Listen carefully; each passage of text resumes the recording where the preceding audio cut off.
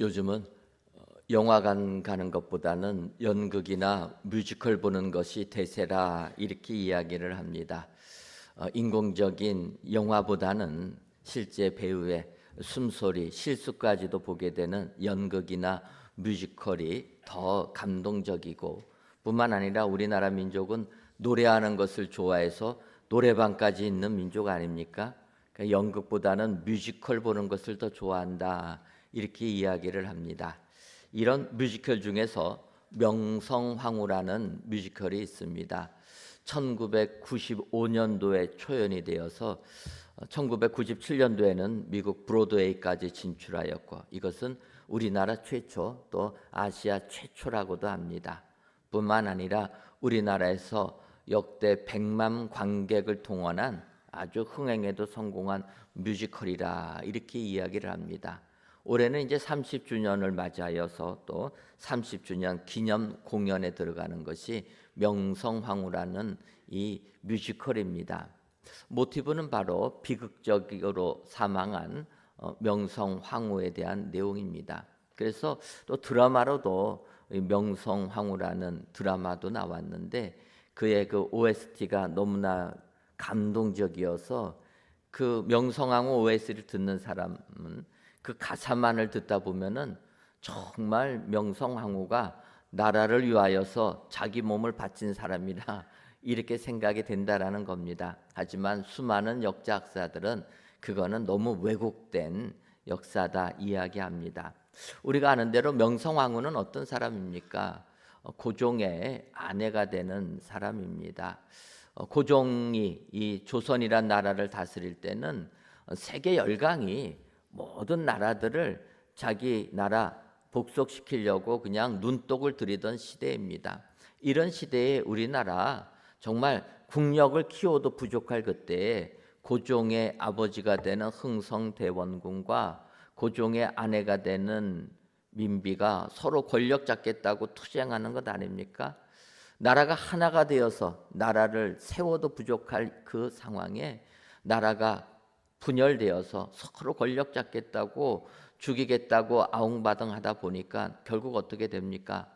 고종이 나라를 좀 변화시키려고 대한제국이라 그렇게 국호도 바꾸고 자기가 초대 황제도 되고 민비가 명성황후까지 칭함받았지만 결과적으로 이 명성황후는 일본이 보낸 수십 명의 자객들에게 비참한 최후를 당하고 그 시신까지 불태움을 당하는 것이 우리 역사가 말하는 사실이라는 겁니다. 어떻게 한 나라의 왕비가 외국이 보낸 자객에 의하여서 무참히 죽임을 당하고 시체까지 불태워질 수 있을까? 이것은 바로 보면 우리의 아픔이요 우리의 부끄러움이라는 겁니다. 나라가 그나마 유지될 때 나라를 잘 부강하게 만들어야 되는데 서로 분열되어서 권력 다툼하다가 나라를 빼앗기고 만 것 아닙니까? 3월 달이 되면은 우리는 항상 3.1절을 생각합니다. 올해는 벌써 106주기가 되는 이 기념일입니다. 이 3.1절이라는 게 무엇입니까? 나라를 일제에게 뺏겨인 우리 민족이 고종의 장례식 그것을 계기로 해서 독립 만세운동 벌인 날이 3.1절 아닙니까? 나라가 정말 힘이 써서 다시는 외국의 식민지가 되는 이런 아픔을 겪으면 안 되겠습니다. 이렇게 100년 전만 해도 나라 다 빼앗기고 아픔의 아픔, 모욕에 모욕을 당한 이 민족이었는데 하나님의 은혜 가운데 이 민족이 지금은 세계 어디에 내놔도 부끄러움이 없는 부강한 민족, 축복받은 민족이 된 줄 믿습니다. 30년 전만 해도 사실 우리 대한민국이 어디에 있는지 모르는 유럽인들이 많았습니다. 그런데 지금은 아시는 것처럼 한류가 온 세계에 휩쓸려서 K-팝도 있고 K-드라마도 있고 K-푸드도 있고 정말 이 민족은 이제는 세계가 인정해주는 축복의 민족이 된 줄 믿습니다. 이럴 때 우리는 마음이 너무나도 뿌듯하고 행복합니다. 이러한 행복을 우리는 잘 보존하고 유지해야 될 줄 믿습니다. 우리가 여기에 취해서 나라가 다시금 분열된다고 하면 이 나라는 또 어떻게 될지 모르는 안타까움이 있다라는 겁니다. 하지만 오늘 본문을 보게 되면 이렇게 하나님께서 은혜를 베풀어 주실 때 그 은혜를 잘 보존하지 못한 사람으로 히스기야 왕이 등장하게 되는 겁니다. 이사야서 39장 1절을 보면 그때 발라단의 아들 바벨론 왕 무르닷 발라단이 히스기야가 병들었다가 나았담을 듣고 히스기야에게 글과 예물을 보낸지라 이렇게 말씀하고 있습니다. 히스기야 왕이 병들었다가 나았담을 듣고 히스기야 왕에게 글과 예물을 보냈다라는 겁니다. 이럴 때 히스기야 왕이 하나님의 은혜를 받았다라면 그 은혜를 잘 간직하고 보존해야 될 텐데 오늘 말씀 보게 되면 히스기야는 그 은혜를 잊었다라는 겁니다. 여러분, 우리들도 마찬가지 아닙니까? 우리가 고난에 있을 때, 또 우리가 병들었을 때 하나님께 기도합니다. 그러면 하나님께서 그 고난에서 그 병고침의 은혜를 우리에게 주시게 될 때 우리는 하나님께 감사한다라는 겁니다. 그런데 그 감사가 오래가지 못하고 하나님은 우리에게 은혜를 주면 그것이 마치 내가 잘나서 된 것처럼 착각한다라는 겁니다. 하나님의 은혜를 간직하지 못할 때 결과는 어떻게 되겠습니까? 속된 말로 답정너라라는 겁니다. 여러분, 답정너라라는 거 들어보셨습니까? 요즘 젊은 사람들이 하는 말입니다. 답은 정해져 있고 너는 대답만 하라라는 것 아닙니까? 여러분, 하나님께서 우리에게 베풀어 주신 은혜를 망각하게 될 때 결과는 어떻게 됩니까? 히스기야 왕은 그 나라를 빼앗기고 말았다라는 겁니다. 여러분, 진정으로 하나님이 베풀어 주신 은혜, 그 은혜를 영원토록 누리시기를 원하십니까? 그렇다면 우리는 하나님의 은혜를 받은 후에 더욱더 깨어 있어야 될 줄 믿습니다. 오늘 히스기야가 병나음의 은혜를 받은 후에 무엇을 잘못하여서 그 나라가 멸망하게 되었는가? 이 시간 살펴보시고 히스기야의 실수를 반면교사 삼아 하나님이 주신 은혜를 간직하시고 영원토록 그 은혜를 누리시는 저와 여러분들 되시기를 주님의 이름으로 축원합니다. 그렇다면은 히스기야 왕은 병나음의 은혜를 받은 후에 그 은혜를 왜 유지하지 못했습니까? 그는 축하에 취하고 말았기 때문이라는 겁니다. 오늘 본문 이사야서 39장 2절 상반절을 보면 히스기야가 사자들로 말미암아 기뻐하고 이렇게 얘기합니다. 여러분, 히스기야 왕은 하나님의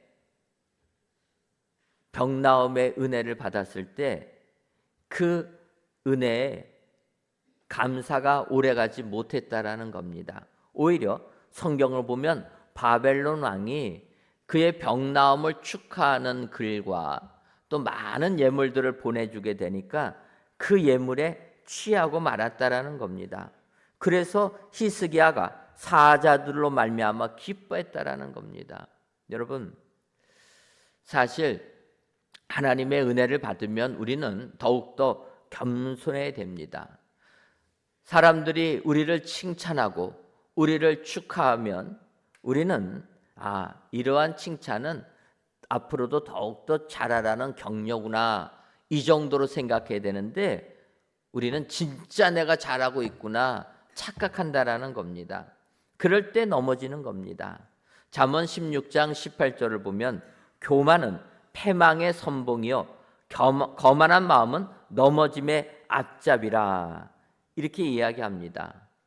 겸손한 마음, 낮아지는 마음을 가져야 함에도 불구하고 주변에서 칭찬하다 보면은 그 마음 갖기가 어렵다라는 겁니다. 더군다나 이러한 마음이 한순간이 아니라 서서히 우리에게 온다라는 거예요.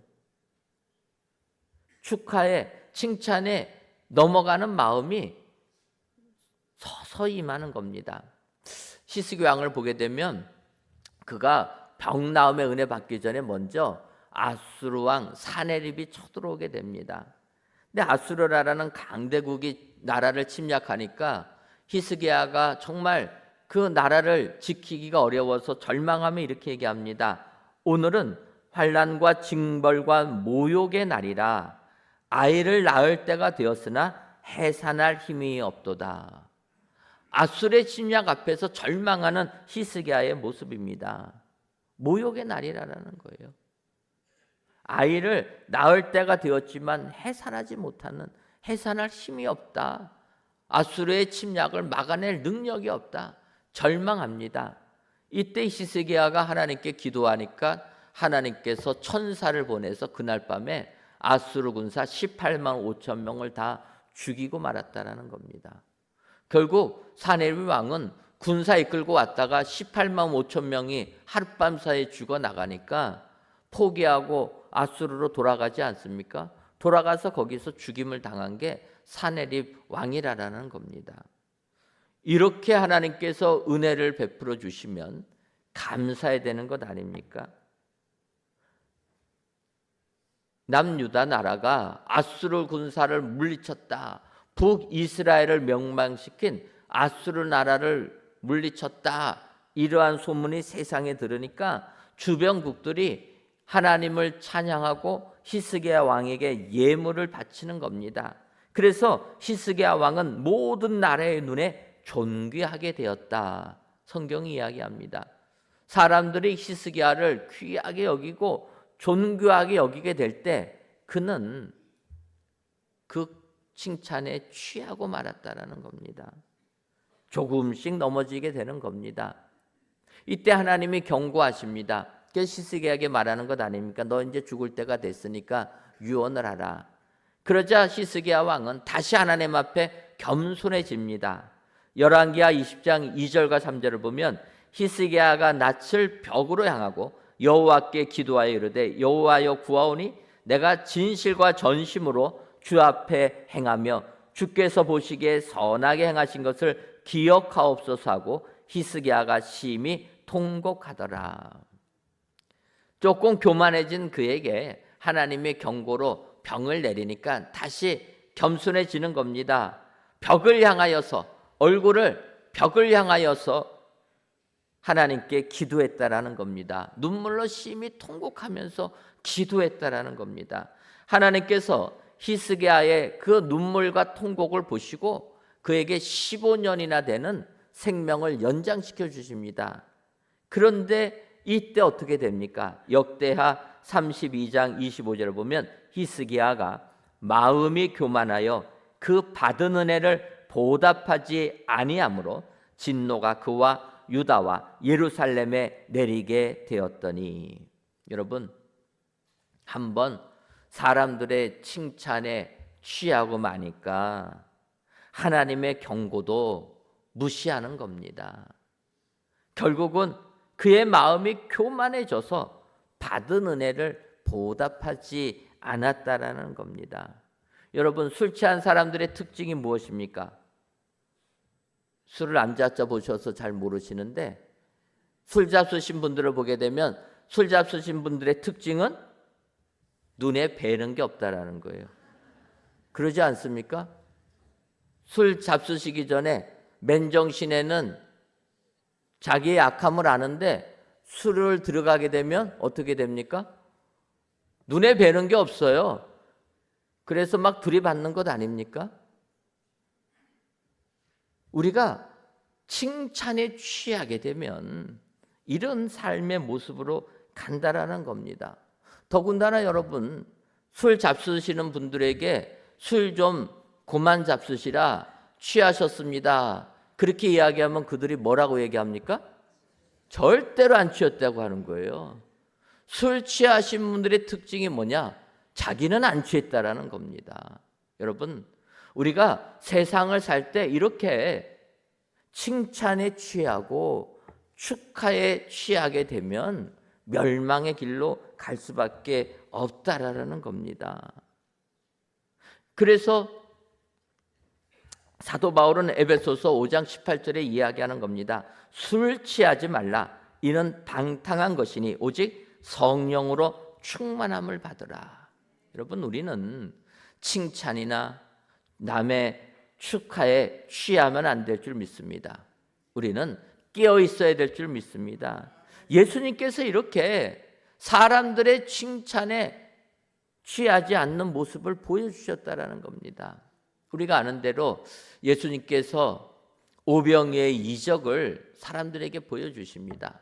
말씀 들으러 온 그들, 먹을 것이 없어도 기진한 그들에게 소년이 바친 물고기 2마리와 보리떡 5개로 5,000명을 먹이고도 12강주리를 남기지 않습니까?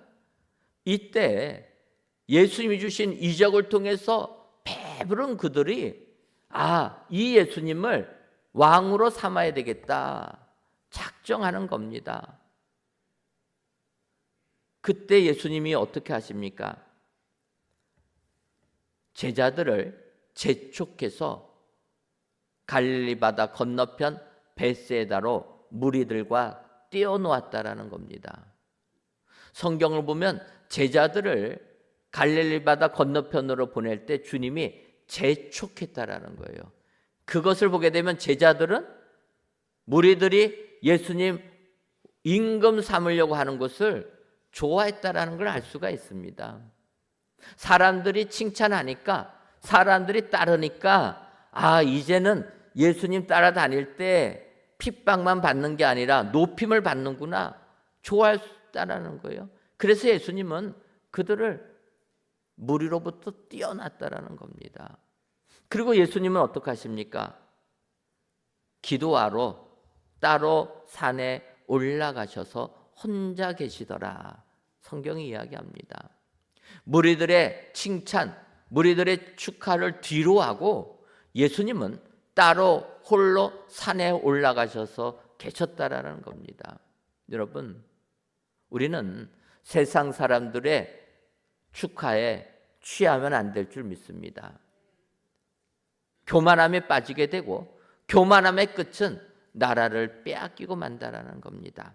오늘도 우리 하나님이 우리에게 병나음의 은혜를 주었다면 세상 칭찬에 취하지 마시고 오히려 하나님의 은혜를 감사하며 그 은혜를 영원히 보답하시는 은혜의 모든 성도님들 되시기를 주님의 이름으로 축원합니다.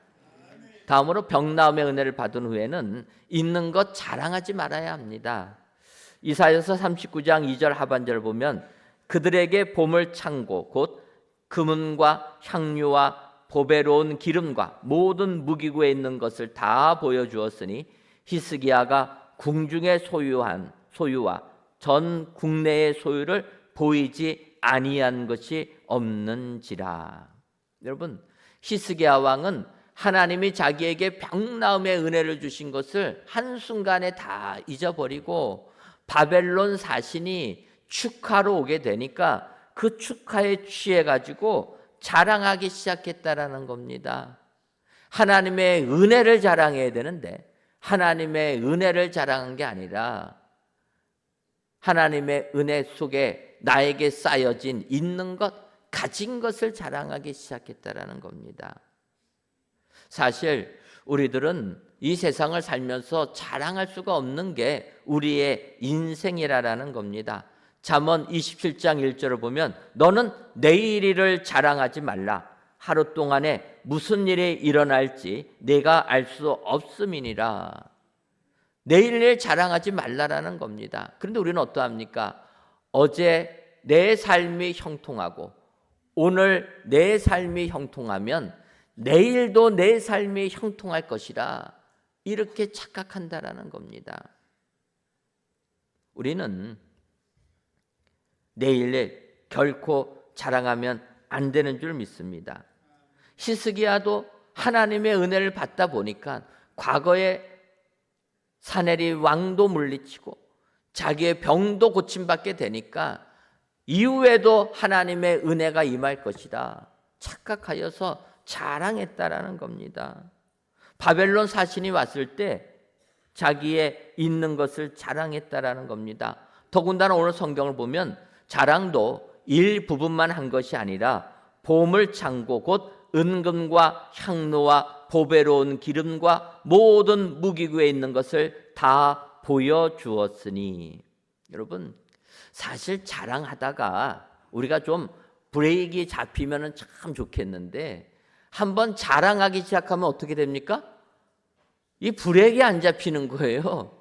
자랑하다 보면은 자랑하지 말 것까지도 다 자랑하는 것 아닙니까? 히스기야 왕은 바벨론 사신이 오니까 기뻐가지고 자랑을 하기 시작했습니다. 그래서 보물 창고에 있는 거 보여주기 시작한 겁니다. 사실 히스기야 왕이 보물 창고에 있는 은금을 보여주고 끝났더라면은 아마 남유다는 바벨론에 의해서 멸망은 안 당할 수도 있었을 겁니다.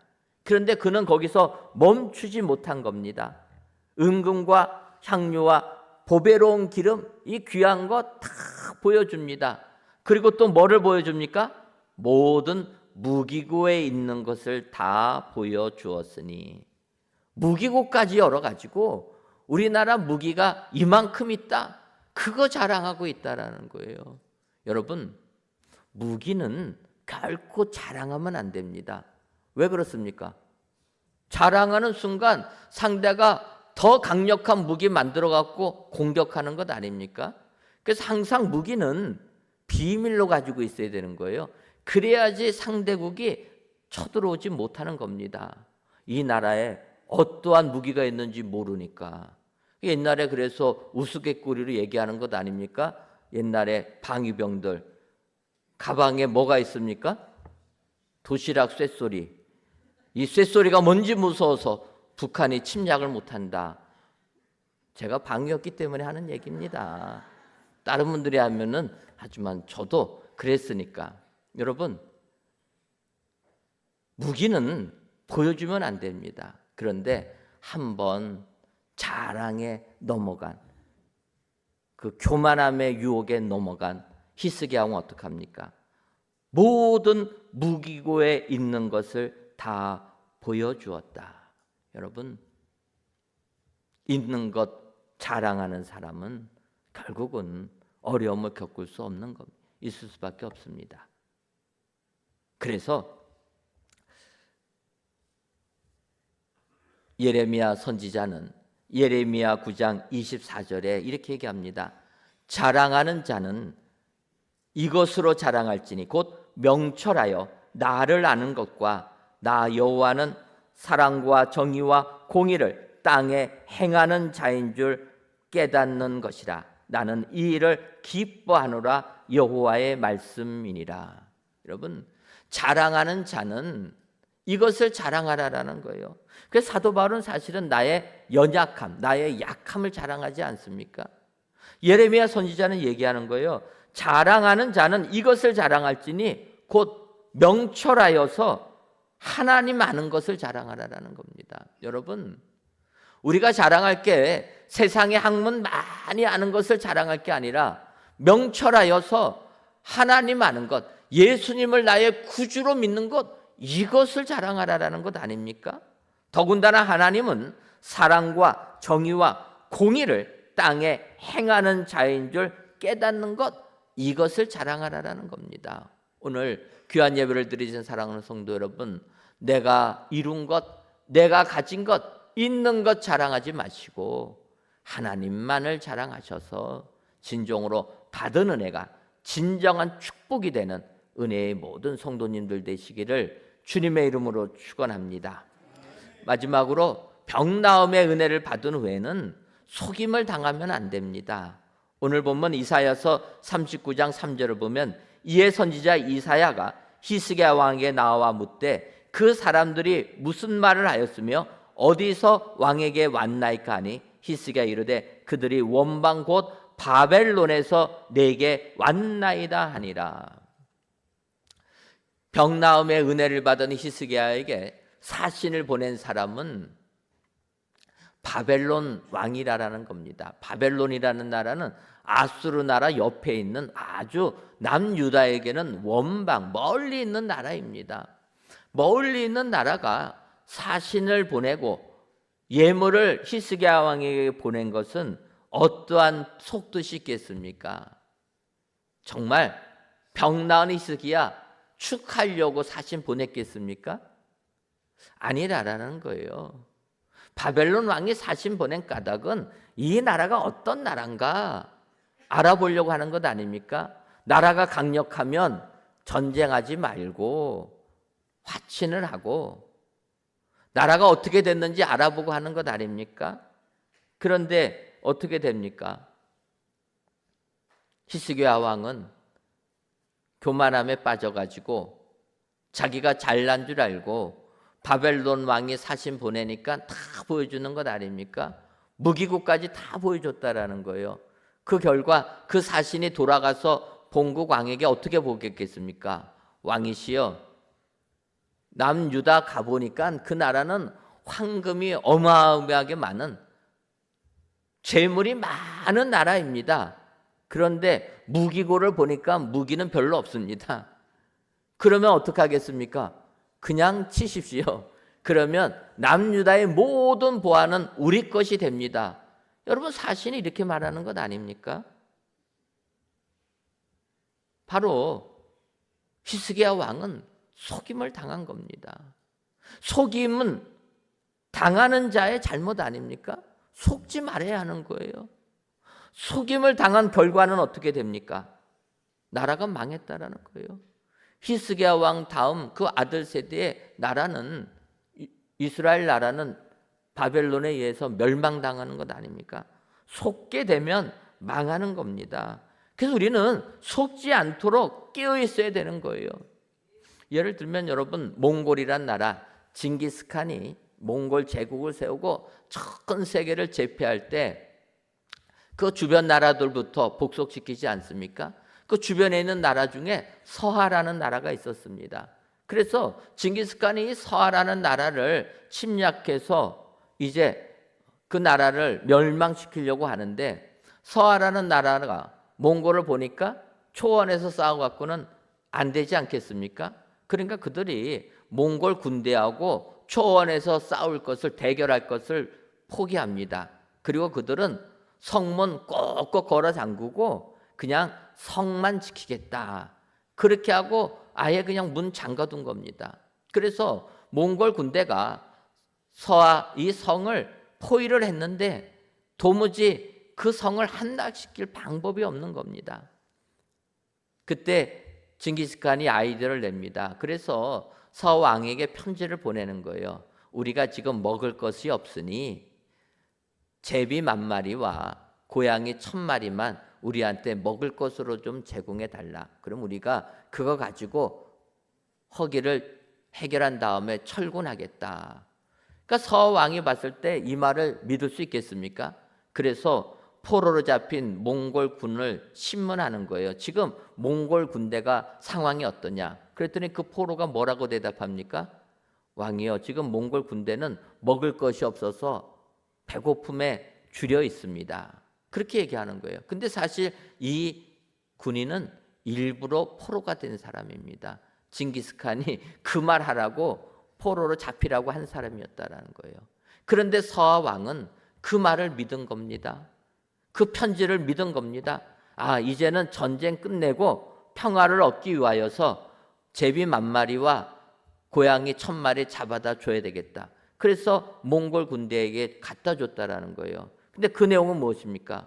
징기스칸이 제비와 고양이의 귀소 본능을 알았기 때문에 그거를 이용한 겁니다. 그래서 제비와 고양이에다가 불을 붙여버린 거예요. 여러분, 살아있는 것에다 불 붙이는 게 애들이 얼마나 놀랬겠습니까? 놀래가지고 바로 성 안으로 날라 들어간 겁니다. 고양이가 날더니 한순간에 서하 성 안에는 불바다가 되어서 멸망당했다라는 거예요. 여러분, 속임에 넘어가면 망하는 겁니다. 사탄은 지금도 우리를 유혹하고 있다라는 거예요. 히스기야 왕은 교만함에 넘어간 것 아닙니까? 우리는 깨어 있어야 될 줄 믿습니다. 예수님이 이 땅에 오셔서 공생애를 시작할 때에도 사탄은 예수님을 시험한다라는 거예요. 유혹하는 겁니다. 인류 최초의 인간 아담과 하와는 뱀의 유혹에 넘어가서 죽음이 온 것 아닙니까? 그 문제를 해결하기 위하여 예수님이 이 땅에 오셨는데 사탄은 동일하게 유혹한다라는 거예요. 뭐라고 유혹합니까? 내가 만일 하나님의 아들이거든. 예수님은 하나님의 아들이십니다. 그 예수님께 사단이 유혹하는 거예요. 내가 만일 하나님의 아들이거든 돌을 명하여 떡을 만들라. 여러분, 예수님 뭐라고 얘기하십니까? 사람이 떡으로만 사는 것이 아니라 하나님의 말씀으로 사는 것이다. 그러니까 사탄이 또 유혹하는 거예요. 내가 하나님의 아들이거든, 동일합니다. 하나님의 아들이거든 성전에서 뛰어내리라.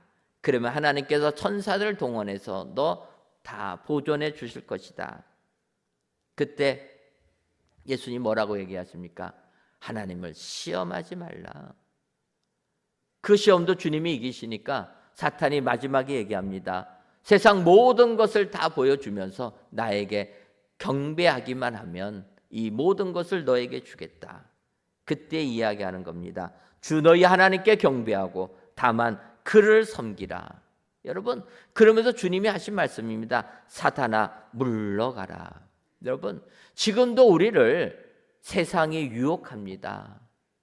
하나님 믿지 말고 세상 것 따르면 세상에 물질을 주고 권력을 주겠다. 너가 가진 모든 것을 주겠다. 우리를 유혹하는 것 아닙니까? 이때 우리는 예수님처럼 사탄에게 명해야 될 줄 믿습니다. 사탄아 물러가라. 여러분, 히스기야 왕이 하나님이 그렇게 은혜를 베풀어 줬을 때 교만한 마음이 내 마음 속에서 싹틀 때 사탄아 물러가라 했다라면 남유다는 결코 망하지 않았을 것입니다. 그런데 그는 그 유혹에 넘어가고 말았다라는 겁니다. 오늘 귀한 예배를 드리신 사랑하는 성도 여러분, 우리는 깨어 있어야 될 줄 믿습니다. 마귀를 대적해야 될 줄 믿습니다. 사도 베드로는 베드로전서 5장 8절과 9절 상반절에 근신하라 깨어라 너희 대적 마귀가 우는 사자같이 두루다니며 삼킬 자를 찾나니 너희는 믿음을 굳건하게 하여 그를 대적하라 권면하고 있습니다. 오늘 귀한 예배를 드리시는 사랑하는 성도 여러분, 하나님께서 우리에게 은혜를 주실 때 더욱더 깨어 있으시기를 바랍니다. 근신하기를 바랍니다. 사탄이 유혹한다라는 사실 분명히 아셔서 사탄을 대적하셔서 진정으로 믿음 생활 승리하시는 저와 여러분들 되시기를 주님의 이름으로 축원합니다. 기도하겠습니다.